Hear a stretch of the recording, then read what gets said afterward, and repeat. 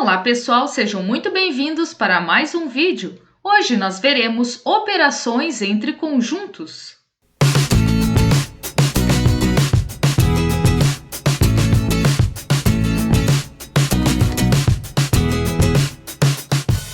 Assim como os números, nós temos operações de adição, subtração, multiplicação e divisão. Nos conjuntos nós também temos operações. E a primeira operação que nós vamos ver é a união, ou também chamada de reunião. O símbolo U vai indicar, então, a união entre conjuntos. Então, considere os conjuntos A, que tem os elementos 0, 2, 4 e 6, e o conjunto B, que tem os elementos 0, 1, 2, 3 e 4. Então, a união desses conjuntos será representada por um conjunto só, com todos os elementos reunidos, num conjunto apenas. Ou seja, nós vamos pegar todos os elementos do conjunto A e todos os elementos do conjunto B para unir, colocar apenas em um conjunto só. E aí, claro, vai ser sem repetição e de preferência na ordem crescente se forem números. Vejamos aqui a mesma operação dos conjuntos A e B, só que com um diagrama, ou seja, com desenho. Lembrando que o diagrama aqui, a gente fala do diagrama de Venn. Então, como que a gente representa no diagrama de Venn essa união? Primeiro, a gente coloca todos os elementos conforme eles forem dos conjuntos. Começamos sempre colocando ali no meio os elementos que repetem tanto no A quanto no B. E o que é só do A, a gente coloca, então, nessa parte que tem, por exemplo, o 6. O que é só do B, fica só na parte do B e não é, então, compartilhado, Então, essa parte do meio a gente chama de intersecção e a gente já vai ver o que significa. É, basicamente, os elementos que se repetem. A união, então, desses conjuntos, vai formar um conjunto só com todos esses elementos. Basicamente, tudo que está pintado representa a união do A e do B.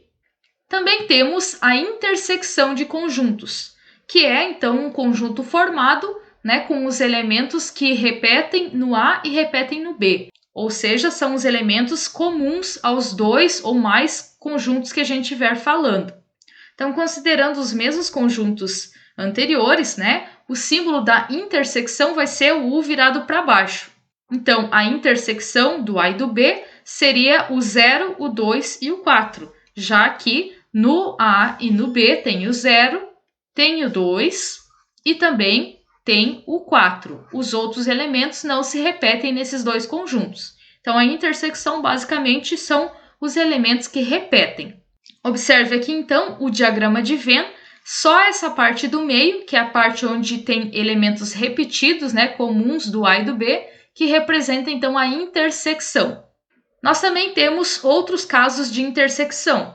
Por exemplo, quando a gente tem todos os elementos de um conjunto dentro de outro, que é o exemplo da figura aqui, em que o conjunto B, todo ele, faz parte do A. E aí a gente chama que o B é subconjunto de A. No caso, o conjunto B só tem elementos comuns ao A, por isso ele está totalmente dentro do conjunto A e não tem intersecção como o exemplo anterior.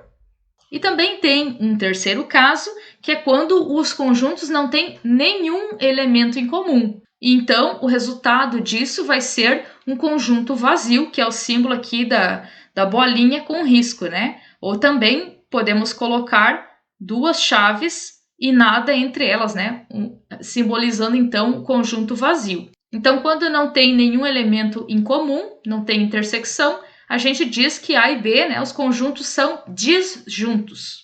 Também temos a diferença entre conjuntos. Então, a diferença de dois conjuntos A e B, que é indicada A menos B, nessa ordem, porque B menos A é outra coisa, ela se obtém, então, considerando os elementos que pertencem ao conjunto A, mas não pertencem ao conjunto B. Então, se a gente considerar o conjunto A sendo os elementos 1, 2, 3, 4 e 5, e o conjunto B sendo 2, 4, 6 e 8, a diferença entre o A e o B vai ser A menos B, e vai ser tudo que tem no A, tirando o que tem em conjunto no B e, além disso, os elementos do B. Então, só o que tem no A vai ser representado pela diferença. Então, só o que tem no A vai ser o resultado da diferença. Fica mais fácil se a gente ver o diagrama nesse caso. Observe aqui que eu tenho, então, o conjunto A, que tem os elementos 1, 2, 3, 4 e 5, né? Só que o 2 e o 4, ele também faz parte do B, por isso ele está aqui na intersecção na parte do meio. A diferença, então, vai ser somente a parte que está no A. O restante que está da intersecção e o resto do B não vai ser considerado como resposta. E aí isso muda se a gente fizer na ordem inversa. Por exemplo, se a gente fizer B menos A, o resultado será outro, né? Aqui fazendo B menos A, o resultado será só 6 e 8 no conjunto. E aí nós também temos o complementar de um conjunto. Considere o conjunto U, que é o nosso conjunto universo. Para quem não sabe, o conjunto universo representa, então, tudo o que a gente está considerando. Nesse caso, o todo que nós estamos considerando são os números 0, 1, 2, 3, 4, 5, 6, 7, 8, 9. Então, considerando todos esses elementos e também considerando o conjunto A, que é 1, 3, 5 e 7, nós, se fizermos a diferença, vamos observar que todos os elementos do conjunto A estão dentro do conjunto universo. Então, não tem elementos que são comuns no A e outros que sobram que não são do U, né? Todo o elemento A já faz parte do conjunto universo. E aí, quando a gente faz a diferença do conjunto universo, né? O U menos o A, o que vai sobrar vai ser basicamente todos os outros, né? Tirando exatamente o conjunto A, né? Vai sobrar então o 0, 2, 4, 6, o 8 e o 9. Isso a gente chama, então, de complementar de A. Nesse caso, então, a gente tem um conjunto, que é o conjunto A, que ele está contido, ele está dentro do conjunto U. Quando um conjunto está dentro do outro, a gente chama de subconjunto. Então, sempre que a gente tiver uma diferença entre dois conjuntos e um deles é subconjunto, né, está dentro do conjunto maior, tipo assim, nós vamos ter o complementar. Então, observando aqui o complementar de A em relação a U, que é assim que a gente vai falar, né? Ele pode ser representado de três formas. A mais comum que aparece nos livros é a letra C, e aí a gente vai usar a letra A, que é de quem a gente está falando, em relação a um conjunto universo, nesse caso, é representado pela letra U, mas pode ser representado por outro, né, relacionado a outro conjunto, tá? Então, quando a gente tem um conjunto menos o seu subconjunto, basicamente nós estamos calculando o complementar deste conjunto. Vejamos alguns exemplos agora envolvendo os conjuntos e as suas operações. Dados os conjuntos A, que é o 0, 1, 2, 3, 4, e o conjunto B, 1, 3, 5 e 7, pede que a gente determine, então, a união de A e B, a intersecção de A e B e a diferença de A e B, né? Então, A união B, a intersecção B e diferença de A e B. E aí, pede que a gente represente isso por meio de um diagrama. A primeira coisa que a gente precisa fazer, e fazer bem feito, é o diagrama, porque depois, na hora de fazer as operações, é bem mais fácil. Então, para fazer um diagrama de conjuntos, a gente vai primeiro começar pelos que repetem.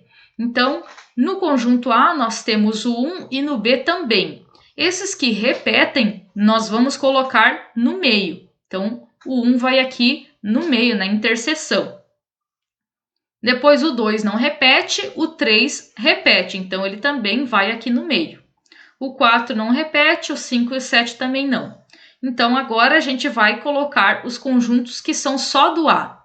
No caso só do A é o 0, o 2 e o 4.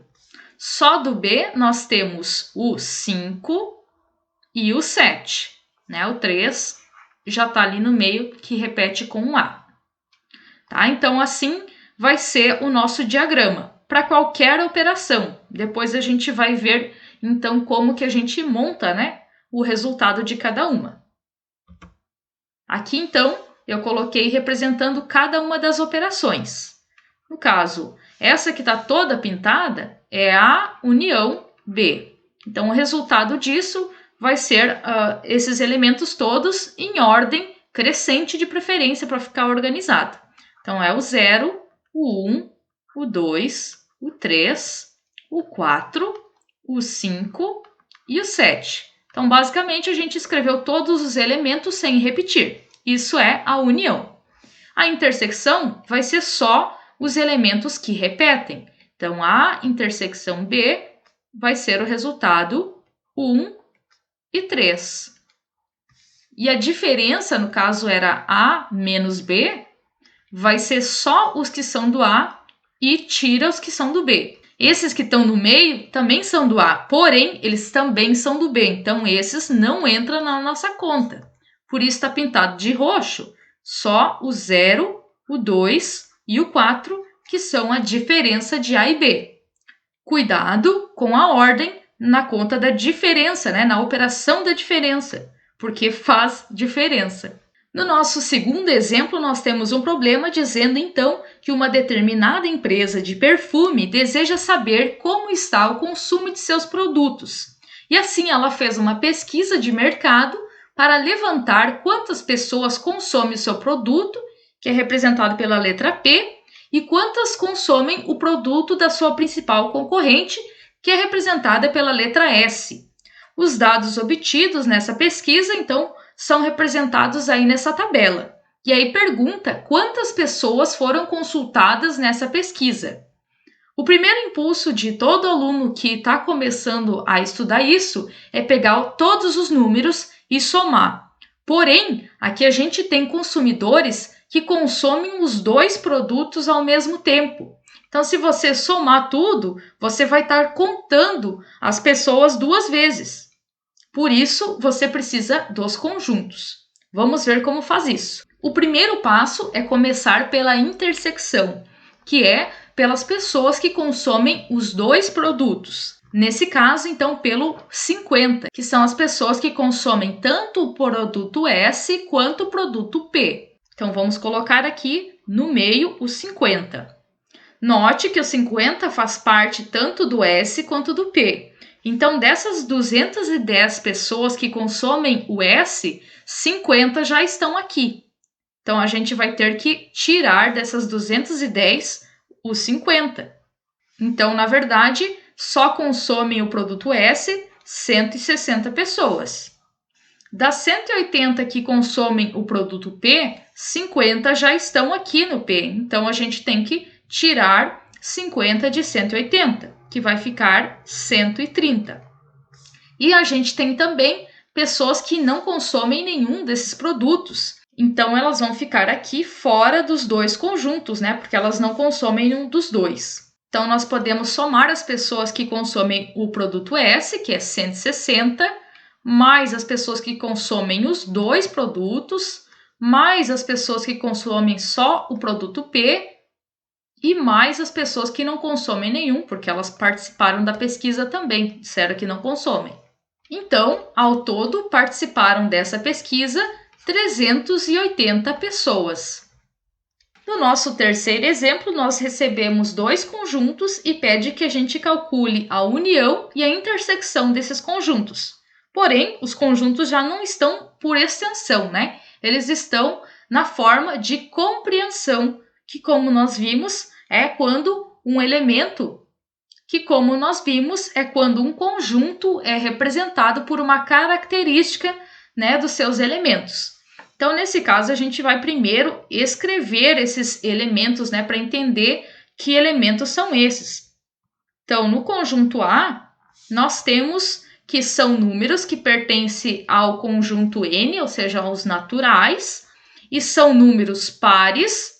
Além disso, eles estão entre 2 e entre 12. E aí, a gente tem que cuidar com esses dois símbolos, né? Esse que tem o tracinho embaixo quer dizer que o 12 está incluído, né? E o 2 não está, porque tem que ser maior que 2 e menor ou igual a 12. Então, vamos pegar quem são os pares maiores do que 2. Maior que 2, então o 2 não está incluído.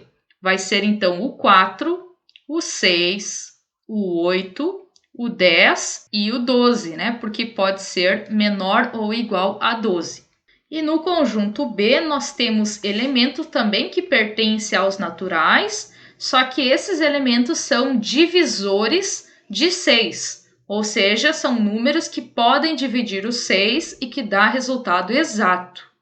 Nesse caso, então, quem divide o 6 que dá resultado exato?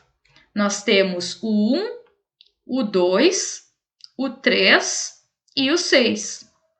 Para você saber quem é divisor de 6, é só pensar em quais tabuadas o 6 é um resultado. Então, ele é resultado do 1, do 2, do 3 e do 6. Só está nessas tabuadas, não tem resultado 6 em mais nenhuma outra tabuada. Agora sim, então, nós conseguimos fazer a união e a intersecção desses conjuntos.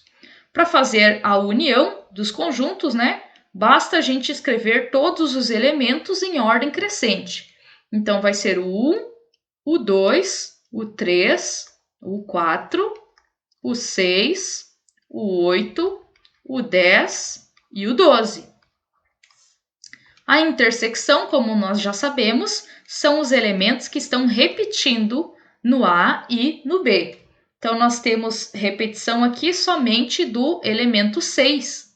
Então, vamos ter apenas um elemento nessa intersecção.